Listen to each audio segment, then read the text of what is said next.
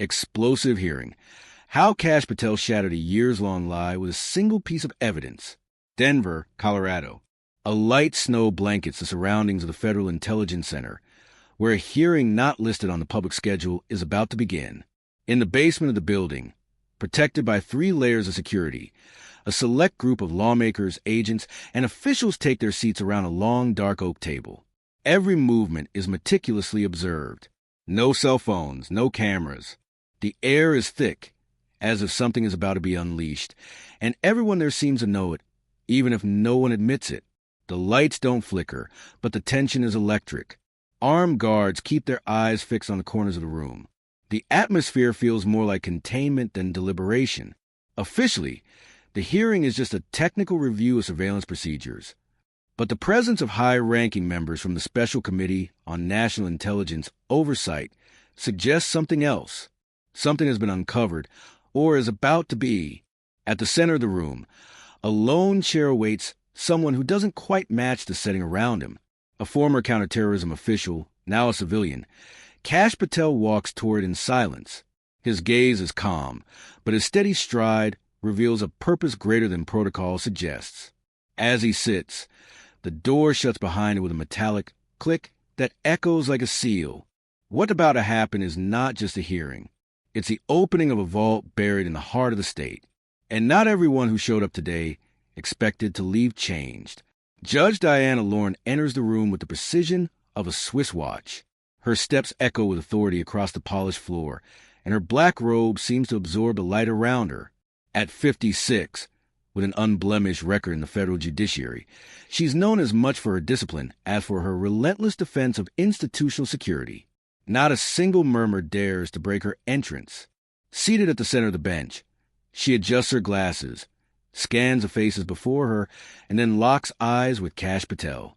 Mr. Patel, she begins without preamble, this committee demands full transparency. You are under oath. Your sources, documents, and any relevant information must be disclosed in full. Kash, dressed plainly in a dark gray suit, doesn't respond immediately. He seems to weigh every word, every breath. His past as a counterterrorism analyst taught him to read a room before speaking, and the one he's in now is a trap built with velvet gloves. Your Honor, he replies at last, his voice clear and controlled. My intention is not to protect individuals, but to preserve the integrity of the process. Not all sources hide. Some wear robes. The comment triggers a slight ripple of tension. One of the committee members shifts in their seat. Another furrows their brow. Judge Lorne maintains her composure, but her eyes harden. Are you implying something, Mr. Patel? I'm not implying. Not yet. The duel is set. The figure of authority against a man who, at first glance, seems like just another technician called in to fill bureaucratic gaps. But there's something in his gaze, a calm that doesn't match the pressure, a confidence not born of chance. He's not here just to answer questions. He's here to ask a question no one has dared to voice. Yet, for several long seconds, silence hangs heavy over the room. Kash remains still, as if waiting for the room itself to become aware of what's about to unfold. Then, with the precision of someone who has rehearsed the gesture countless times, he slides his hand inside the worn leather briefcase he brought with him and pulls out a yellowed manila folder. Without haste, he places it on the table before him, slowly rotating it, so that its contents face the committee members. The room holds its breath. This document was legally declassified under the Freedom of Information Act protocols, Section 702, Paragraph C. It does not violate any current security regulations. He opens a folder. A single sheet of paper. A document marked with a red, declassified stamp at the top. The signature at the bottom gleams like an old scar. Diana Lorne. The judge does not react immediately. Her eyes take a second longer than expected to focus on the document's contents. And then, only then, the subtlest of gestures, a slight tightening of her jaw, reveals that she recognizes it. This is an internal memorandum from the Office of Legal Oversight, she says slowly, attempting to regain control of the narrative. It's circulated for only 48 hours before being withdrawn.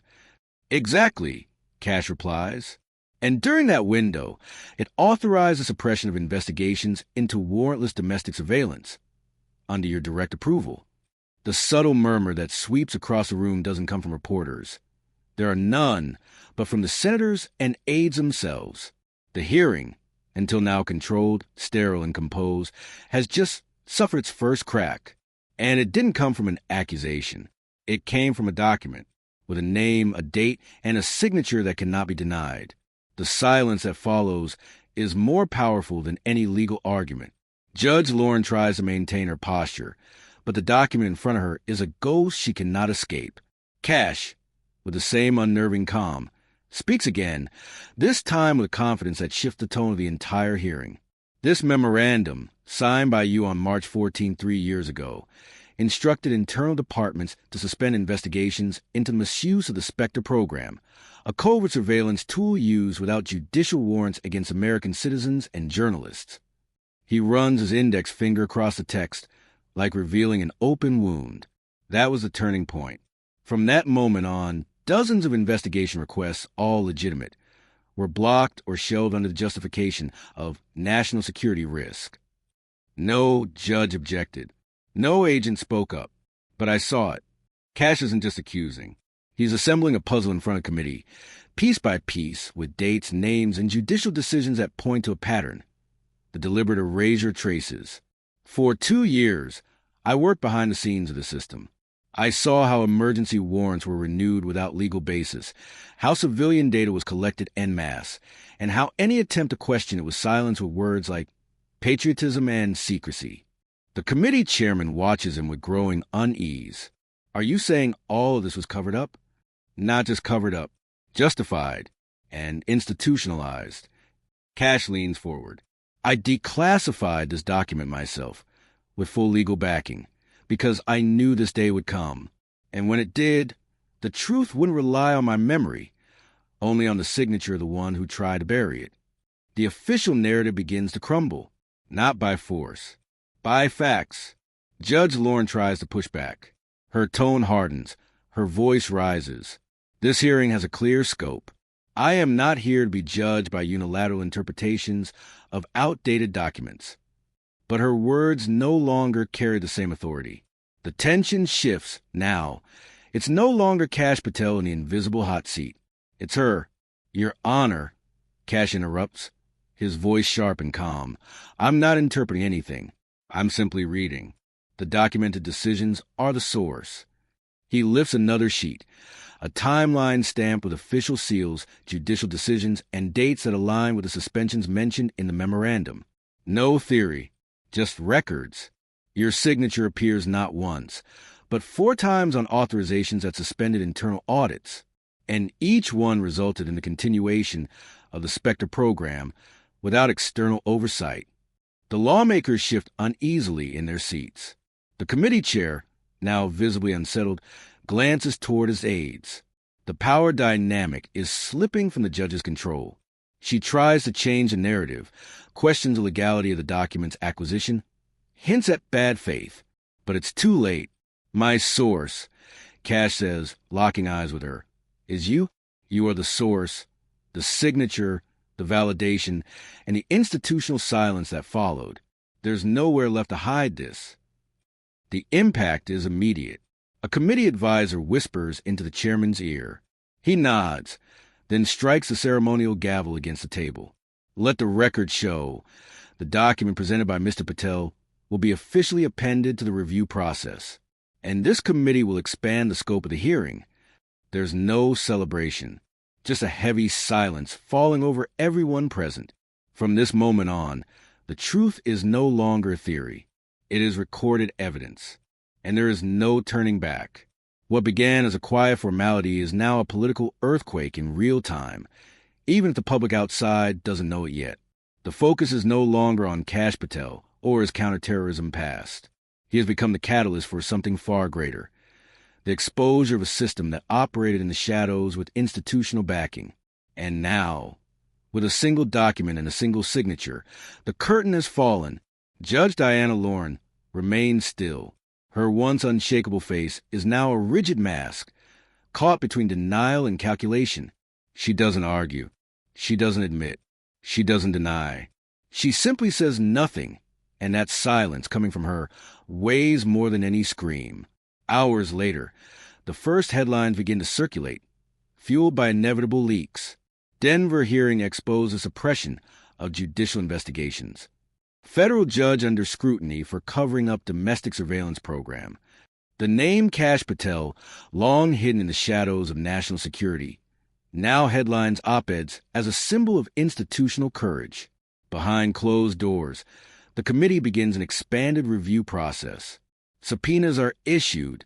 Agents once shielded by secrecy are called to testify. And Judge Lorne's once untouchable reputation begins to unravel in real time. But Kash doesn't give interviews. He doesn't smile. He claims no heroism. As he exits a federal building through a side door, he turns down the microphones already waiting. He simply says, "The truth doesn't need a spotlight, only space." It's the final echo that lingers, the contrast between a system that tried to protect itself with silence and a man who unraveled it with evidence. A symbol of integrity who sought no stage, only justice. And in an age of manufactured narratives, that alone is revolutionary. If even the most secret corridors of power can be breached by a single truth, imagine what you can do when the right hands hold the right information. The story you just witnessed isn't just about one man facing a judge. It's about how courage, when guided by evidence and not empty speeches, has the power to tear down walls built with silence and convenience. And if this narrative made you rethink who really controls the game, then you're exactly where you need to be. Here, the truth doesn't wear robes. It doesn't flash a badge. It carries consequences. And we'll keep bringing you stories that challenge the system, confront power, and shine light where there was once only shadow. So if you want to keep diving into behind-the-scenes realities few dare to show, subscribe to the channel now, turn on notifications, and join thousands who, like you, know that what happens out of sight should never stay out of mind. We'll see you in the next episode, where silence is no longer an option,